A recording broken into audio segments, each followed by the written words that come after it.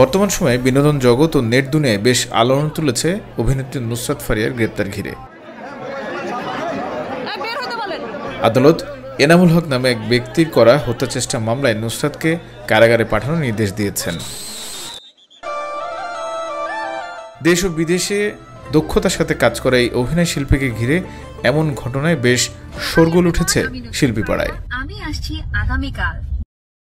গণমাধ্যম ও বিনোদন জগতের অনেকেই সামাজিক যোগাযোগ মাধ্যমে বিষয়টি নিয়ে মন্তব্য ছুটছেন।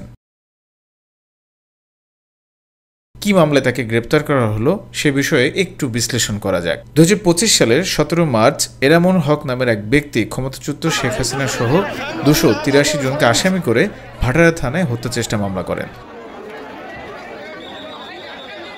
সে মামলাতেই নুসরাত ফারিয়া, চিত্রনায়িকা অপু বিশ্বাস, নিপুণ আক্তার, জায়েদ খান, মেহের আফরোজ শাওন, আসনা হাবিব ভাবনা সহ 17 জন অভিনয় শিল্পীর নাম আসামির তালিকায় দেওয়া হয়।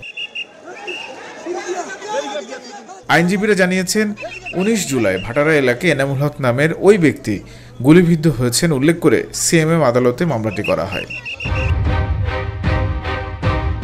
মামলার কপি হাতে পেয়েছে নির্মাণ টিম, যেখানে দেখা যাচ্ছে 19 জুলাই রাজধানীর ভাটারা থানা এলাকায় এক দফা আন্দোলন করছিলেন হাজার হাজার বৈষম্য বিরোধী ছাত্র আন্দোলনের শিক্ষার্থীরা। এই মামলার 1 থেকে 9 নম্বর আসামিরা ওই এলাকার আওয়ামী লীগের অঙ্গ সংগঠনকে গুলির নির্দেশ দেন। এতে গুলিতে আহত হন মামলার বাদী এনামুল হক, মামলার সূত্র অনুযায়ী যার বাড়ি নেত্রকোনার কেন্দুয়ায়। এরপর থানার কার্যক্রমের স্থবিরতা ও বাদীর জন্ম নিবন্ধন না থাকায় মামলা দিতে দেরি করেন তিনি। প্রথমে ভাটারা থানায় গেলে সেখানকার কার্যক্রম বন্ধ থাকায় আদালতে মামলা করেন এনামুল। সে মামলায় নুসরাত ফারিয়া বৈষম্য বিরোধী ছাত্র আন্দোলনে আওয়ামী লীগকে অর্থ দিয়েছেন বলে উল্লেখ করা হয়। নুসরাত গ্রেপ্তারের পর জাতীয় নাগরিক পার্টির দক্ষিণাঞ্চলীয় সংগঠক হাসনাত আবদুল্লাহ তার ভেরিফাইড ফেসবুকে লিখেছেন, 626 জনকে নিরাপদে বের করে দিয়ে এখন নুসরাত ফারিয়াকে হত্যা মামলায় গ্রেপ্তার করে বোঝাতে চাচ্ছেন আপনারা খুব বিচার করেছেন। এগুলো বিচার নয়, এগুলো হাসিনা স্টাইলে মনোযোগ ডাইভারশন। এছাড়াও সংস্কৃতি উপদেষ্টা মোস্তফা সরোয়ার ফারুকীও সামাজিক যোগাযোগ মাধ্যমে মন্তব্য ছড়েছেন।